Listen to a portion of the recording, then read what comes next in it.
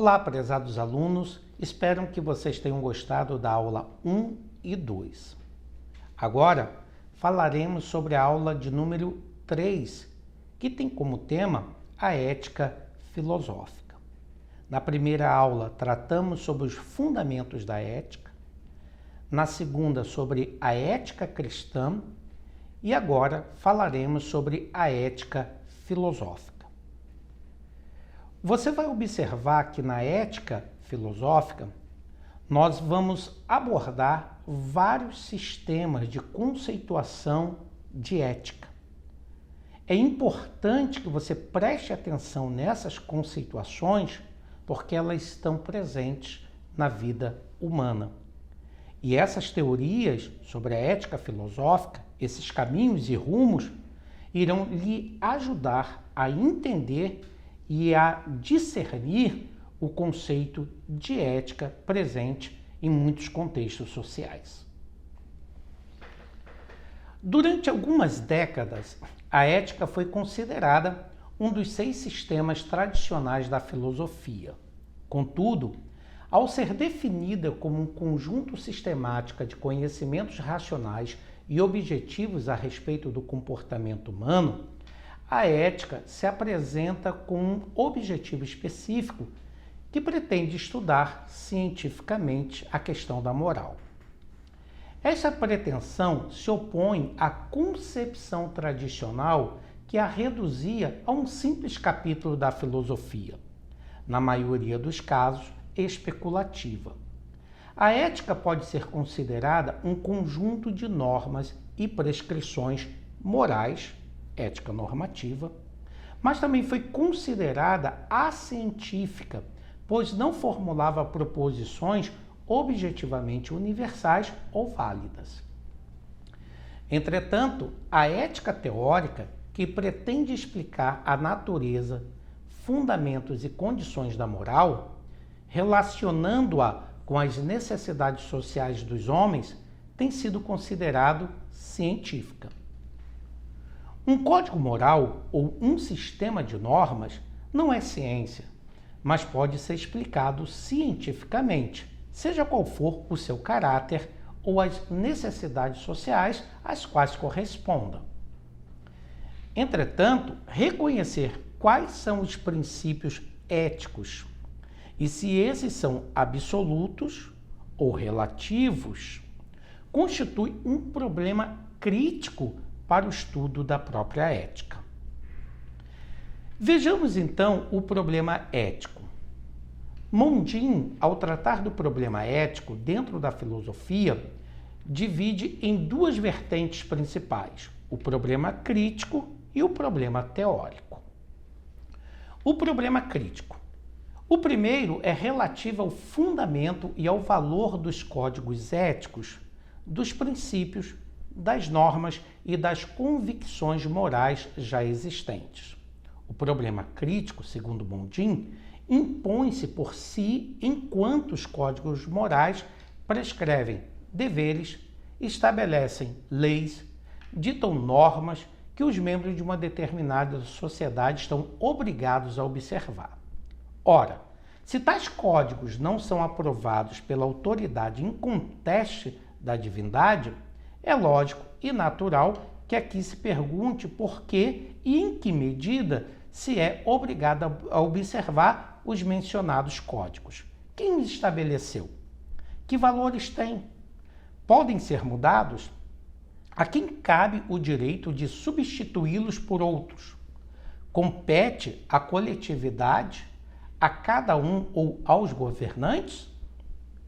O problema crítico da ética filosófica foi considerado de modo distinto pelas várias escolas filosóficas gregas. Segundo Mondin, os sofistas consideravam que as normas morais apresentam notáveis divergências entre os povos de culturas diferentes e por isso são determinadas por convenções sociais entre os homens e não pela natureza do próprio homem. Sócrates, entretanto, se opôs à tese dos sofistas, afirmando que os códigos éticos encontram seus fundamentos na própria natureza das coisas e do homem. Quando os sofistas afirmaram que as ideias ou os princípios morais aprendem-se através do ensino, Sócrates mostra que o ensino pressupõe a posse desses princípios e ideais, contribuindo ao máximo à tomada de consciência em relação aos mesmos. Como se nota, Sócrates não se satisfaz de pôr em exame os códigos morais habituais e verificar-lhes a legitimidade. Ele vai mais além, interrogando-se sobre o fundamento último da moralidade enquanto tal. Desse modo, ele ultrapassa o problema crítico e aventura-se pelo teórico. Para Sócrates, o homem está de posse de um critério supremo de moralidade que o ajuda a diferenciar entre o bem e o mal. Muito embora os homens sejam ecléticos nos gostos, principalmente no que consideram bom ou mal, a verdade é que todos os homens, segundo Sócrates, possuem uma noção de bem e de mal. Embora, obviamente, o homem possa opinar diferentemente um dos outros do que é bom e do que é o mal. No entanto, todos, sem exceção, têm a noção ou conceito de bem e de mal, embora a sua aplicação seja diversa. Esse conceito entendemos ser a consciência moral do indivíduo, pela qual Deus julgará aqueles que nunca ouviram falar do Evangelho, segundo afirma Paulo em Romanos 2:1, os quais mostram a obra da lei escrita no seu coração, testificando juntamente a sua consciência e os seus pensamentos, quer acusando-os, quer defendendo-os. As considerações reflexivas sobre o problema crítico continuaram depois de Sócrates e dos sofistas. No entanto, as alternativas entre o convencionalismo dos sofistas e o naturalismo socrático continuaram depois que esses se foram.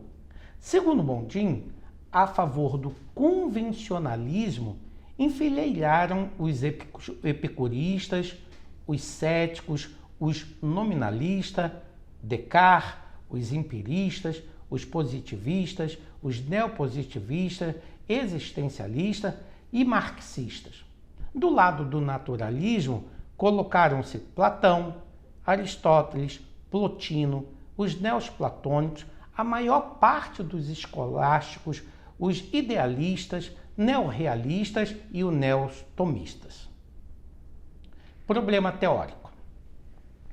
O problema teórico versa sobre as condições transcendentais do agir moral e sobre o critério supremo para diferenciar o bem do mal.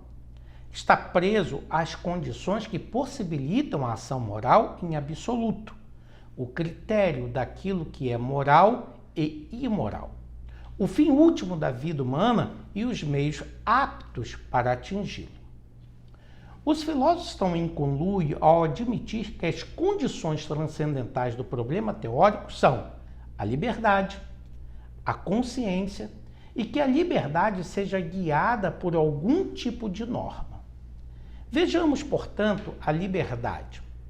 A liberdade não é apenas uma condição, mas também um componente essencial do ato moral. A obrigação moral pressupõe uma livre escolha entre duas ou mais possibilidades. Se o homem não é capaz de escolher entre uma coisa e outra, ele não é necessariamente responsável pelo ato praticado.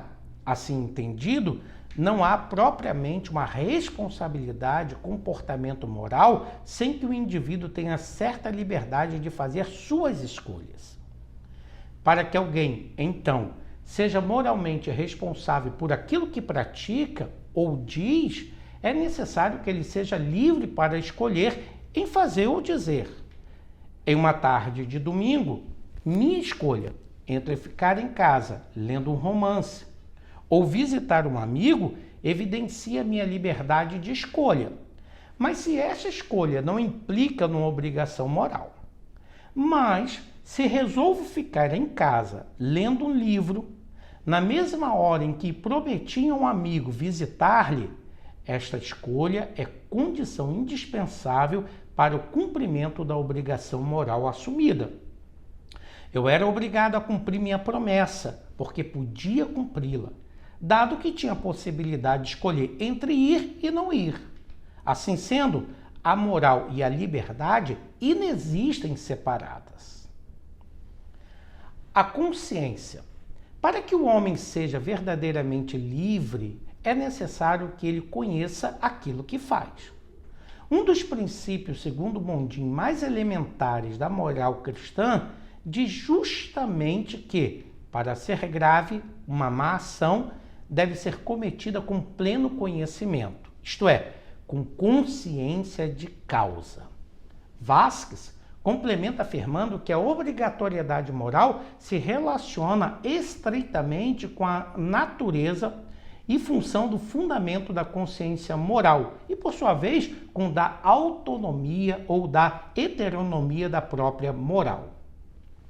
Uma das definições mais básicas de consciência é aquela que torna o indivíduo cônscio daquilo que está fazendo. Como, por exemplo, na frase, você tem consciência disso? Isto pressupõe que um ato moral livre é acompanhado de consciência moral. A consciência moral assume a função de um juiz que julga e analisa todo ato moral. Essa consciência é um foro interno, pelo qual as normas que vigorem em certa comunidade são ratificadas ou rejeitadas. E a liberdade? A liberdade seja guiada por alguma norma. Uma liberdade absoluta, que se recusa a sujeitar-se a qualquer lei, torna-se uma liberdade amoral. Entretanto, a que normas a liberdade deve se sujeitar? Os filósofos dividem-se quanto a essa questão, sugerindo diversos tipos de teorias, divididas em 3 grupos: as deontológicas, as teleológicas e as situacionais. Deontológicas. As deontológicas são as teorias que atribuem o papel de critério supremo às leis e aos deveres. A ética é considerada pelos deontologistas como a teoria de obrigações ou deveres. Essa teoria, segundo indica, um sistema baseado nos deveres tidos como necessários e não sobre os resultados que poderiam ser esperados de certo ato ou atos. As normas morais ou éticas do deontologismo são construídas sobre o princípio do dever, enquanto do teleologismo sobre os resultados. Assim, o deontologista ignora os resultados quando analisa a qualidade da ação, se é boa ou má. O importante não é o resultado da boa ação, mas se esta concorda com os princípios que a estabeleceu, isto é, as regras, leis, códigos e normas. O dever ocupa posição primária. Devido ao senso do dever, o indivíduo fará certas coisas, mesmo que essas sejam prejudiciais aos seus interesses. As principais correntes deontológicas são o estoicismo e o formalismo ético. Estoicismo. Segundo os estoicos, a prática da virtude consiste na apatia, ou seja, na anulação das paixões e na superação da própria personalidade. E a única liberdade que o homem possui é o poder de reconhecer que tudo acontece necessariamente. Formalismo ético. Vasquez chama o formalismo ético de teoria deontológica da norma e Mondin de formalismo kantiano. Segundo essa corrente, que compreende a teoria kantiana da obrigação moral, o dever em cada caso particular deve ser determinado por normas que são válidas, independentemente das consequências de sua aplicação. Entre os representantes contemporâneos dessa obrigação está Richard Price e Thomas Haidt. Mas a sua forma mais ilustrativa é a teoria da obrigatoriedade moral de Kant, tal como foi exposta na obra Crítica da Razão Pura. Obedeça a lei, pela própria lei e por nenhum outro motivo, diz Kant. A obediência a esse imperativo categórico constitui a essência da moral. Segundo o formalismo ético, o critério supremo da moral está na prática da virtude, no exercício dos deveres e na obediência da lei, do mesmo modo que o estoicismo. As teleológicas. As teorias teleológicas possuem como critério supremo o fim último para o qual se dirige o homem em suas ações. Segundo a teleologia, o caráter benévolo de um ato depende de suas consequências e os efeitos deveriam ser manipulados de forma a produzir o máximo de benevolência para o maior número possível de pessoas. Segundo Vasquez, as teorias teleológicas são aquelas que têm em comum o relacionar a nossa obrigação moral, que devemos fazer, com as consequências de nossa ação, isto é, com a vantagem ou benefício que podem trazer, quer para nós mesmos, quer para os demais. A ética nesse sistema é abordada do ponto de vista daquilo que produz algum benefício, uma vez que se possa concordar sobre no que consiste o que é beneficente. As principais correntes teleológicas são o utilitarismo, o hedonismo e o eudemonismo. O utilitarismo. Os principais representantes desta doutrina ética são Jeremy Bentham e John Stuart Mill. Bentham emprestou de Joseph Priestley a sentença que expressa o ideal desse sistema: a maior felicidade do maior número. Desde então, a ética utilitarista é aquela pela qual tudo o que devemos fazer é aquilo que traz melhores resultados para o maior número de pessoas.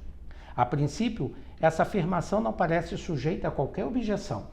Entretanto, uma das críticas direcionadas contra o utilitarismo é que ele faz o indivíduo subordinado aos interesses da sociedade, pois para eles a conduta ideal é aquela que promove a maior felicidade do maior número de pessoas. O utilitarismo também promove o hedonismo, pois para eles a única finalidade de um homem ou de uma instituição é o prazer adquirido com o mínimo de dor. Jeremy Bentham e John Stuart Mill subscreveram algumas formas de hedonismo e eudemonismo, ou seja, entenderam que o objetivo humano por excelência consistia na busca do prazer ou da felicidade. Para Bentham, todos os homens buscam naturalmente o prazer ou algum estado subjetivo de bem-estar e repelem a dor ou o sofrimento. Para os utilitaristas, não importa se um ato é feito de modo injusto ou justo. O importante é se o resultado traz o bem comum. Suponhamos, por exemplo, que se possa mensurar os efeitos de dois atos, Y e X, e que tanto Y quanto X produzem os mesmos efeitos. Mas X foi realizado de modo injusto, enquanto Y foi feito de modo justo. Entretanto, considerando que tanto um quanto o outro produz o mesmo resultado positivo, o utilitarista dirá que ambos são igualmente aceitáveis e bons do ponto de vista moral. Hedonismo. O hedonismo adota como critério supremo da moralidade o prazer sensível e, portanto, identifica o bem moral com este último. Eudemonismo. O critério supremo da moral para o eudemonismo é a felicidade, de tal modo que uma ação é julgada moralmente elogiável ou reprovável conforme ela seja ou não cumprida em vista da felicidade. Situacionismo. Segundo a ética situacionista, a conduta humana não é regida por regras fixas ou por exigências divinas, mas deve ser determinada pela condição humana e pelas situações que o ser humano enfrenta. Através da experiência, o homem aprende o que é bom e o que é mal com base nos interesses pessoais e coletivos. Portanto, segundo o situacionismo, não deveríamos continuar desviando a vista para Deus, para as Escrituras ou para alguma outra forma ou condição extra-humana, a fim de saber o que devemos fazer.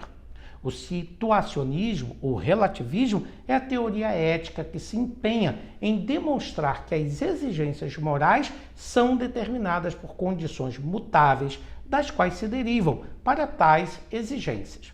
conteúdos não apenas diferentes, mas também contraditórios em parte, de modo que é lógico pensar que nenhuma instância moral possa ser verdadeiramente vinculadora. Assim, é preciso analisar de modo claro e objetivo as normas de acordo com cada teoria estudada.